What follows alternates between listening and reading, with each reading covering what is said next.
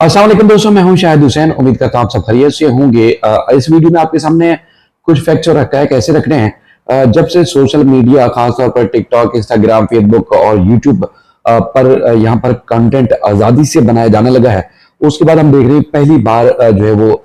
कानून में सख्ती आई है और उन लोगों के खिलाफ कार्रवाई का आगाज किया जा रहा है जिन लोगों ने कभी सोचा भी नहीं था। और वो लोग ना तो कोई प्रोफेशनल थे, ना ही जो वो कहीं तरबियत याफ्ता थे, बल्कि ये टूल हाथ में आने के बाद न सिर्फ पाकिस्तान में होने वाले गैर कानूनी इकदाम को प्रमोट किया, बल्कि उनको सपोर्ट भी किया। और उसके बाद फिर इस माशरे और सोसाइटी में जो है वो मनफी रुझान पैदा करने में भी उन्होंने बड़ा अहम किरदार अदा किया। लेकिन कानून साजी हुई और उसके बाद फिर लोग धड़ाधड़ न सिर्फ गिरफ्तार हो रहे हैं, बल्कि उनके बैंक अकाउंट, उनकी फैमिली के, उनके खानदान के लोगों के खिलाफ भी कार्रवाई का आगाज किया जा रहा है। कुछ दिन पहले आपने खबर सुनी होगी, सादुर रहमान उर्फ डकी भाई यूट्यूबर जो है वो गिरफ्तार हुए। उसके बाद उनकी अदालत से जमानत की दरखास्त भी मुस्तरद हो चुकी है और उनके खिलाफ जो सख्त कानून के तहत गिरफ्तारी बनती थी और इकदाम बनते थे, वो इकदाम उठाए जा रहे हैं, जिसमें NCCIA चूंकि एक साइबर क्राइम का FIA का एक ज़ेरी इदारा है, जिसने ये कार्रवाई शुरू की थी। और न सिर्फ उसको जेल की सलाखों के पीछे डाला गया, बल्कि दीगर जो यूट्यूबर्स हैं उनके खिलाफ भी कार्रवाई की जा रही है। और साथ ही साथ वो लोग जो माजी में जो पाकिस्तान का फॉर्मल मीडिया है उसमें एसोसिएट रहे, बल्कि वो बड़े टीवी चैनल्स की प्लेटफॉर्म का हिस्सा भी रहे और आजकल वो सोशल मीडिया इन्फ्लुएंसर्स के तौर पर जो काम करते हैं, उनको उनके खिलाफ ना सिर्फ FBR एक्टिव हो चुका है, बल्कि उनके खानदान के बैंक अकाउंट भी मुंजमद कर दिए गए हैं, फ्रीज कर दिए गए हैं। कौन लोग हैं उसकी डिटेल आपके सामने रखेंगे। डकी भाई का मैंने आपको जिक्र किया कि उनकी कार्रवाई के बाद, उनके खिलाफ कार्रवाई के बाद, उनकी अहलिया की कार्रवाई के बाद, जो कि दावा करते हैं कि उन्होंने टिकटॉक, यूट्यूब और दीगर प्लेटफॉर्म्स और खासतौर पर जो FIA और दीगर इदारों ने कार्रवाई की, उसके मुताबिक उन्होंने करोड़ों रुपए कमा लिए और वो अरबपति हो चुके हैं इस दौरान। तो उनके खिलाफ कार्रवाई का आगाज किया गया। तो उसके बाद ना सिर्फ उनके बैंक अकाउंट्स ब्लॉक किए गए, बंद किए गए, बल्कि पूरा खानदान जो है कड़े इम्तिहान में। तो उसके बाद फिर मजीद यूट्यूबर्स के खिलाफ भी कार्रवाई का आगाज किया गया है और बताया ये गया है कि लाहौर से यूट्यूबर रजब भट्ट और समेत जो उनके दीगर साथी हैं, उनके खिलाफ भी मुकदमा दर्ज करके उनको पाकिस्तान लाने के लिए इकदाम शुरू कर दिए गए हैं। चूंकि ये तीनों यूट्यूबर्स हैं, कभी मजहब के नाम पर, कभी यारों के खिलाफ जो है वो कार्रवाइयां करते हैं, या जो वो गलत इकदाम उठाते हैं उस पर, या फिर कभी गैर कानूनी काम वो जो पाकिस्तान में इजाजत जिनकी नहीं है, खासतौर पर जुए की या गैमलिंग जो एप्लीकेशन है उनकी प्रमोशन में मुलविस है। और उसके बाद जब उनको पता चला कि उनके खिलाफ कार्रवाई का आगाज हो रहा है, तो वो मुल्क से भाग गए थे। उनके खिलाफ जो है अब बाकायदा तौर पर ना सिर्फ मुकदमात दर्ज कर लिए गए हैं, बल्कि उनको गिरफ्तार करके लाया भी जा रहा है। और ये भी बताया गया है तफसीलात के मुताबिक, national cyber crime agency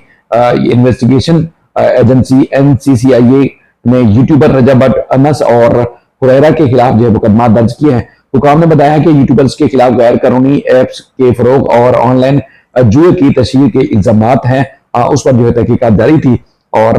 NCCIA हुकाम का कहना है कि इंक्वायरी के दौरान तीनों यूट्यूबर्स को 3 बार नोटिस भेजे गए, ताहम वो पेश नहीं हुए। बाद में उनके खिलाफ मुकदमा दर्ज करके कर लिए गए हैं और मुलजमान को पाकिस्तान लाने के लिए इकदाम भी किए जा रहे हैं। तर्जुमान का कहना है कि सोशल मीडिया पर जो है मुख्तलिफ स्कीम, गैर कानूनी सरमायाकारी, जुए के फरोग में मुलविस अनासर के खिलाफ जो है कार्रवाई जारी हैं और ये कार्रवाइयां मजीद आने वाले दिनों में मजीद सख्त और तेज की जा रही है, क्योंकि आदाद शुमार के मुताबिक तकरीबन 6 से 7 करोड़ जो पाकिस्तानी है वो टिकटॉक इस्तेमाल करते हैं। और वहां सिर्फ ना सिर्फ वहाशी फैलाई जा रही है, बल्कि जो मुख्तलिफ गेम्स हैं जो कि पाकिस्तान में बैन है, वो खेल कर जो है वो अरबों रुपए कमाए जा रहे हैं, जो कि गैर कानूनी जो है वो उसको करार दिया जा रहा है। इसके अलावा तकरीबन फेसबुक और दीगर जो प्लेटफॉर्म है वो भी करोड़ों लोग जो है इस तरह गैर कानूनी तौर पर उसको इस्तेमाल करते हैं। और इससे पहले कानून सख्त नहीं था, उनके खिलाफ कोई एक्शन हो नहीं रहा था। लेकिन अब जब से ये इदारा बना है, उसके बाद हम देख रहे हैं कि वो लोग जो इसमें बराह रास्त मुलविस हैं, या फिर उनके साथ साथ उनके दीगर जो साथी मुलविस हैं, उनके खिलाफ भी कार्रवाई होती है। इस तरह पूरी की पूरी फैमिली और पूरे खानदान के खिलाफ भी जो कार्रवाई करके उनके बैंक अकाउंट जो है वो फ्रीज किए जा रहे हैं। इस तरह एक यूट्यूबर है जो माजी में मुख्तलिफ जो प्लेटफॉर्म से मीडिया के उस पर भी वो एक्टिव रहा है, और उसके बाद आजकल वो यूट्यूब चला रहे हैं। और लोगों का ये दावा है कि ये वो शख्सियत है जो कभी आने वाली जो लहर है, यानी कि यहाँ व्यूअरशिप ज्यादा मिल रही है, तो कभी उस तरफ इनका रुझान हो जाता है, कभी उस तरफ हो जाता है, कभी उस तरफ हो जाता है। बहरहाल इनका रुझान आजकल जो है वो दूसरी तरफ पाया जाता है, लेकिन माजी में मुख्तलिफ नेगेटिविटी या वो सरगर्मियों में मुलव्वस थे जो कौमी इदारों की साख या उनकी सालमियत के खिलाफ था। तो इनके खिलाफ कार्रवाई जारी थी, लेकिन अब इन्होंने खुद सोशल मीडिया पे जो है बताया है कि मेरी आवाज को दबाने के साथ साथ अब इंतकामी कार्रवाई मेरे खानदान तक पहुंच गई हैं। अब एफबीआर की जानब से 2 करोड़ का नोटिस और मेरा बैंक अकाउंट फ्रीज करने के बाद अब एफआईए ने मेरी वालदा, हमशीरा, भाई और तमाम रिश्तेदारों के बैंक अकाउंट जो है वो बंद कर दिए हैं। ये है जनाब मखदूम शहाबुद्दीन साहब, जो कि मुख्तलिफ प्लेटफॉर्म्स के ऊपर आपने देखा होगा, और इनके बारे में बड़ा मशहूर है कि मुख्तलिफ लोगों के कंटेंट चोरी करके उसके बाद फिर अपने नाम से मंसूब करके जो है वो चलाते रहे, और इसी तरह इन्होंने भी अरबों रुपए, करोड़ों रुपए कमा लिए। लेकिन इनके ऊपर जो तहकीकात है वो जारी थी, और चूंकि टैक्स चोरी के साथ साथ दीगर भी इनके ऊपर इल्जाम है, तो इनके खिलाफ जो एक्शन लिया न सिर्फ दीगर कानूनी इदारों ने लिया, बल्कि एफबीआर ने भी इनको इनके मुताबिक के वो नोटिस जारी किया है। और इस तरह जो है वो ये अब इनको सामना करना पड़ा है, क्योंकि मैंने आपको बताया कि अब जिस तरह कानून साख्त हुआ, तो उसके बाद अब रियायत किसी को नहीं दी जा रही। ये 3 यूट्यूबर जो कि पाकिस्तान से फरार हो गए थे डकी भाई के गिरफ्तार होने के बाद, इनको लग रहा था कि इनके खिलाफ भी कार्रवाई होंगी। अब जो कौमी इदारे हैं उन्होंने तय कर लिया है कि अब इनको पाकिस्तान वापस लाकर न सिर्फ कानून के मुताबिक इनके खिलाफ कार्रवाई करनी है, बल्कि इबरतनाक सजा भी देनी है, ताकि दूसरे जो लोग हैं उनको जो है वो इबरत वो हासिल करें और उनको भी सबक सीखें, ताकि मुल्क में कोई नेगेटिविटी नहीं फैलानी। उसके साथ साथ हम देख रहे हैं कि चूंकि जो उलमा काउंसिल है उन्होंने मुख्तलिफ तरीकों से या मुख्तलिफ जो है वो उलमा कराम के जो कमेटी है उन्होंने जो है वो जिस तरह माजी में भी मुख्तलिफ जो अहम अमूर थे उनके ऊपर फतवे जारी किए, तो उन्होंने एक फतवा ये भी जारी किया है कि जो आप किसी भी बैंक के एटीएम से पैसे निकलवाते हैं और वहां से कुछ पैसे आपके लेस हो जाते हैं, यानी कि 3 रुपए, 3.5 रुपए, 15 रुपए, इस तरह कुछ ना कुछ पैसे कट जाते हैं आपके किसी भी ट्रांजेक्शन के ऊपर। तो अब वो उन्होंने फैसला किया है, फतवा जारी किया है कि जो एटीएम से पैसे निकलवाते हैं पाकिस्तानी,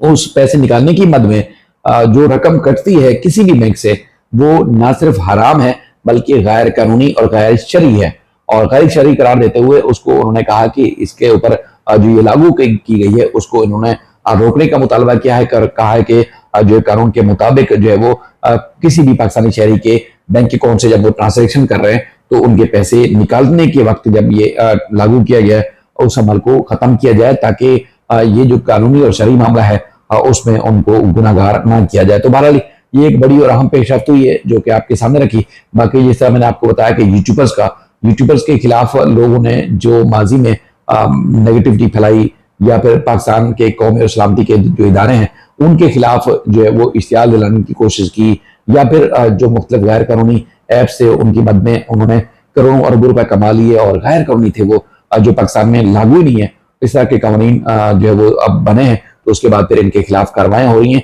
और जिस तरह की सख्ती हम देख रहे हैं कि चाहे वो कितनी ही बड़ी सलाहियत रखता हो, कितनी बड़ी ओहदे और सीट पर वो मौजूद हो, कितनी सिफारिश और पैसे वाला हो, लेकिन कानून इस तरह सख्त हो चुका है कि उनको अब किसी भी सूरत छोड़ा नहीं जा रहा, बल्कि उनके खिलाफ कानून के मुताबिक जो है कार्रवाई जारी हैं। और बताया गया है कि इनको किसी भी तरह रियायत नहीं दी जाएगी, क्योंकि बहुत ज्यादा नेगेटिविटी पाकिस्तान में फैल चुकी है। और जिस तरह रिलैक्सेशन है पाकिस्तान में शायद ही किसी और मुल्क में हो, लेकिन लोग उसका भी नाजायज फायदा उठाकर जो मुल्क और कौम को बदनाम करने की कोशिश करते हैं। इस पर जो है वो एक्शन लिए जा रहे हैं। अपना फीडबैक जरूर दीजिएगा, अपना बेहद ख्याल रखिएगा। अल्लाह हाफिज।